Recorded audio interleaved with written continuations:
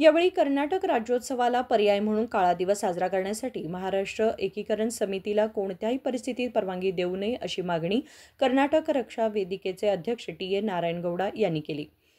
बेळगाव येथील गांधी भवनात कर्नाटक रक्षा वेदिकेच्या वतीने आयोजित कन्नड दीक्षा कार्यक्रमाचे उद्घाटन करून ते बोलत होते.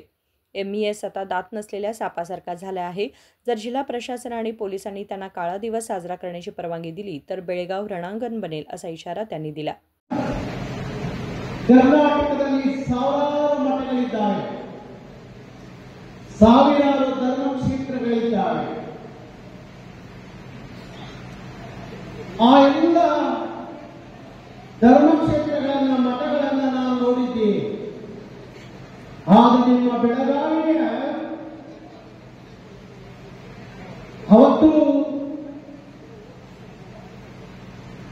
ಅವತ್ತಿನಿಂದ ಇವತ್ತಿನವರೆಗೂ ಯಾವತ್ತು ನಾನು ಬೆಳಗಾವಿಗೆ ಬಂದಲ್ಲ, ಅವತ್ತಿನಿಂದ ಇವತ್ತವರೆಗೂ ಇಬ್ರು ಕನ್ನಡದ ಜಗದ್ಗುರುಗಳು ನಿರಂತರವಾಗಿ ನನಗೆ ಆಶೀರ್ವಾದ ಮಾಡ್ತಾ ಇದ್ದಾರೆ, ಆರೈಸ್ತಾ ಇದ್ದಾರೆ. ಅವರ ಶ್ರೀರಕ್ಷೆ ನಮ್ಮ ಮೇಲಿದೆ ಅಂತ ಹೇಳೋದಾದ್ರೆ ಇಲ್ಲಿ ಕೂತಿರುವಂತ ಕನ್ನಡದ ಜಗದ್ಗುರುಗಳು, ಕನ್ನಡದ ಜಗದ್ಗುರುಗಳು ಅಂದಿನಿಂದ ಇವತ್ತವರೆಗೂ ಅವ್ರು ಹೇಳ್ತಾರೆ, ಮಠ ಬೇಕಾದ್ರೆ ಬಿಟ್ಬಿಡ್ತೀವಿ, ಮಠ ಬೇಕಾದ್ರೆ ಬಿಟ್ಬಿಡ್ತೀವಿ, ಈ ಘಟ ಬೇಕಾದ್ರೂ ಬಿಟ್ಬಿಡ್ತೀವಿ, ಆದ್ರೆ ಕನ್ನಡ ಬಿಡಲ್ಲ, ಕನ್ನಡ ಬಿಡಲ್ಲ.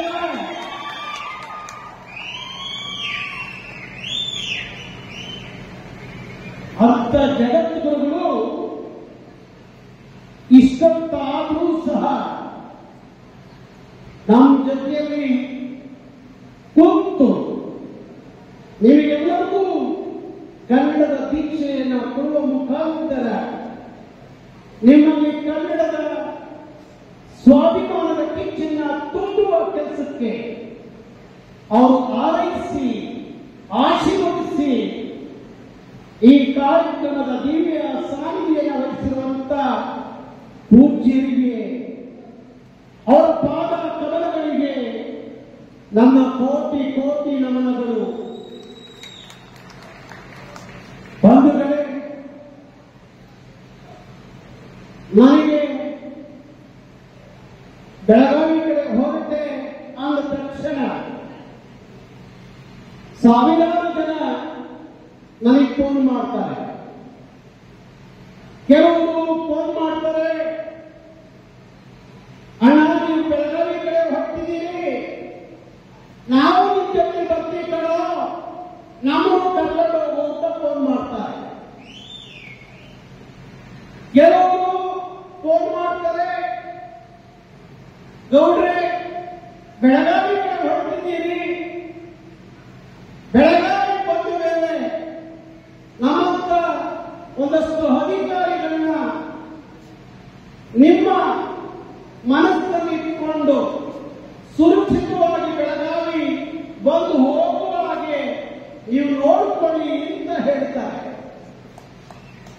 ಕೆಲವರು ರಾಜಕಾರಣಿಗಳು ಫೋನ್ ಮಾಡ್ತಾರೆ, ಕೆಲವರು ರಾಜಕಾರಣಿಗಳು ಫೋನ್ ಮಾಡ್ತಾರೆ, ಗೌಡ್ರೆ ನೀವು ಬೆಂಗಳೂರಲ್ಲಿ ಕನ್ನಡ ಉಳಿಸ್ಕೊಳ್ಳಿ, ಬೆಳಗಾವಿಗೆ ಯಾಕೆ ಬರ್ತೀರಿ ಅಂತ ಫೋನ್ ಮಾಡ್ತಾರೆ.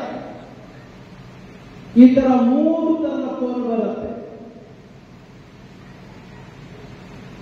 ಆದ್ರೆ ನಮ್ಮ ಸ್ವಾಮೀಜಿಗಳು ಹೇಳ್ತಾ ಇದ್ರು,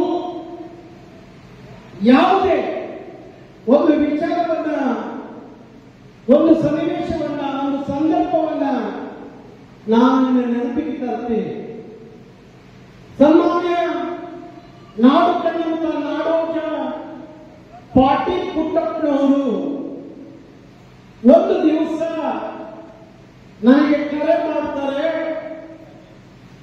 ಕಳಸ ಬಂಡೂರಿ ಮಾದಾಯಿಯ ಹೋರಾಟ ನಡೀತಾ ಇರುತ್ತೆ, ನಮ್ಮ ಕಡೆ ಈ ರಾಜಕೀಯದ ಗುದ್ದಾಟ,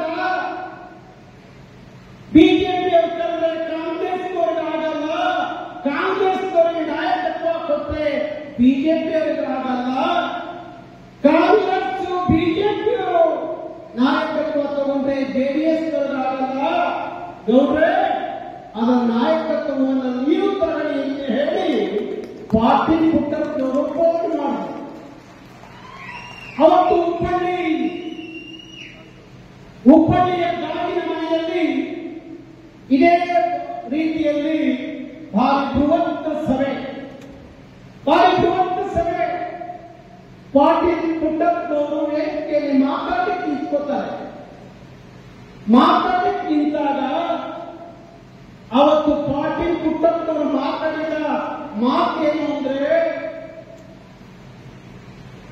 ಮಹಾಭಾರತದ ಒಂದು ಸಂದರ್ಭವನ್ನ ನೆನಪನ್ನು ಮಾಡಿಕೊಂಡು ಮಾತಾಡ್ತಾರೆ. ದ್ರೌಪದಿ ವಸ್ತ್ರವನ್ನ ಹಾಕ್ತಾ ಇರುತ್ತೆ ತುಂಬಿದ ಸಭೆಯಲ್ಲಿ. ದ್ರೌಪದಿ ಕೃಷ್ಣ ಕೃಷ್ಣ ನನ್ನ ಕಾಪಾಡು ಕಾಪಾಡು ಅಂತ ಹೇಳಿ ಬೇಡ್ತಾ ಇರ್ತಾರೆ. यावेळी काँग्रेस प्रदेश कार्यकारिणीचे सरचिटणीस राहुल जारकिहोळी, कर्नाटक रक्षा वेदिकेचे राज्य कार्याध्यक्ष सण्णवीरप्पा, जिल्हाध्यक्ष दीपक गुडगनट्टी आदी उपस्थित होते. राज्य कार्यवाह सुरेश गवन्नवर यांनी स्वागत केले. संकल्प शिंदे, KMM मराठी, बेळगाव.